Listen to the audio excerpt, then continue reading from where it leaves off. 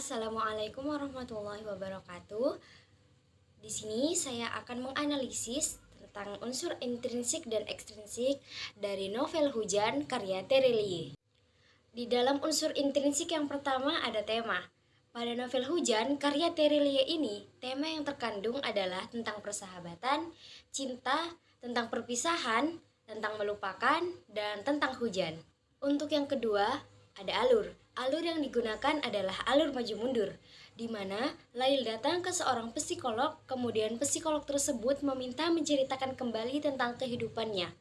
Yang ketiga adalah latar tempat, yaitu trotoar, stasiun kereta, kereta bawah tanah, ruangan 4x4 meter, taman kota, rumah Lail, toko kue, kolam air mancur, rumah sakit, panti sosial, sekolah keperawatan, markas organisasi relawan, tempat pengungsian, tempat latihan relawan, lubang tangga darurat, dan sebuah kota yang memiliki teknologi yang sangat canggih. Kemudian ada latar waktu.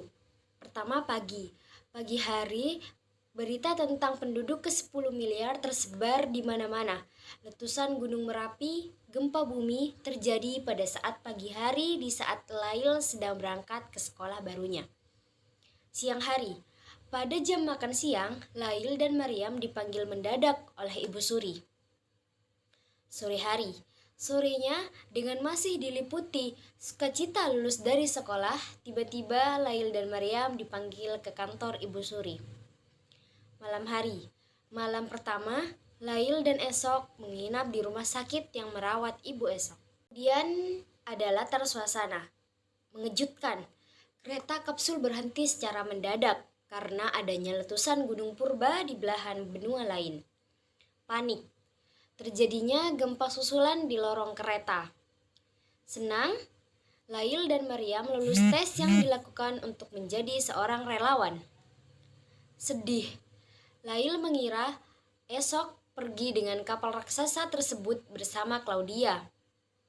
Lail mendapat kabar bahwa ayahnya juga meninggal di tempat kerjanya di luar kota. Tragis, Ibu Lail jatuh ke dalam lorong kereta. Bahagia, Esok dan Lail menikah.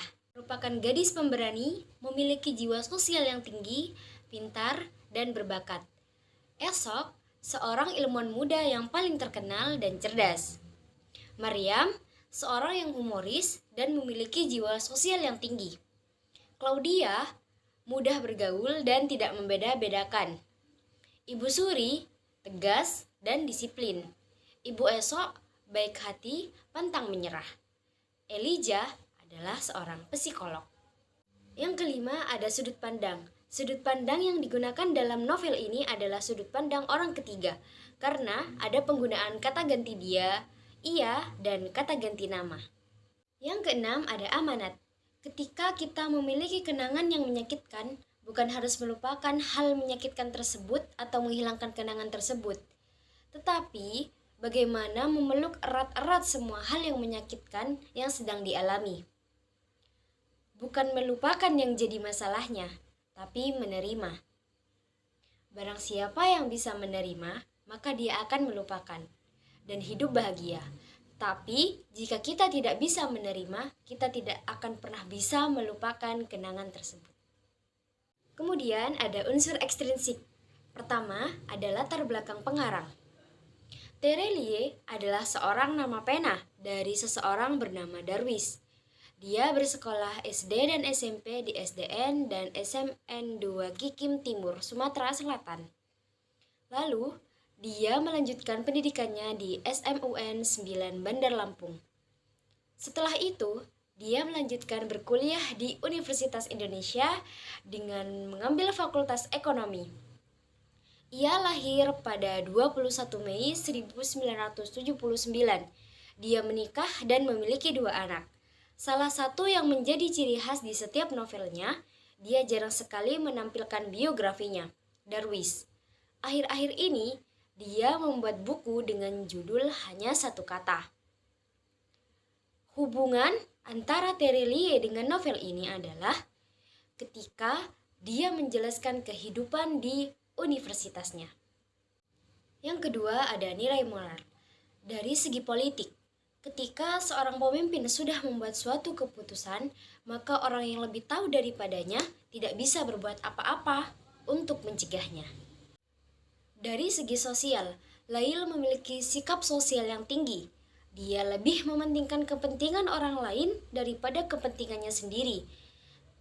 Walaupun yang dia lakukan berbahaya baginya, dia lebih mementingkan nyawa orang lain dibanding nyawa dia sendiri. Dari segi budaya, seiring dengan kemajuan teknologi pada saat ini dan masa yang akan datang, seseorang tidak lagi memperhatikan hal-hal yang ada di sekitarnya. Mereka lebih asik bermain dengan teknologi tanpa memperhatikan berita dan hal yang terjadi di sekitarnya. Yang terakhir, dari segi agama, semaju apapun teknologi di muka bumi ini, tidak ada yang bisa mencegah kehendak Tuhan. Seperti gempa bumi yang sangat dahsyat, pada saat itu teknologi yang sudah sangat begitu canggih pada tahun 2042 tidak bisa untuk mencegahnya. Baiklah, itu saja analisis tentang unsur intrinsik dan ekstrinsik dari novel Hujan karya Terelie. Sekian dari saya. Wassalamualaikum warahmatullahi wabarakatuh.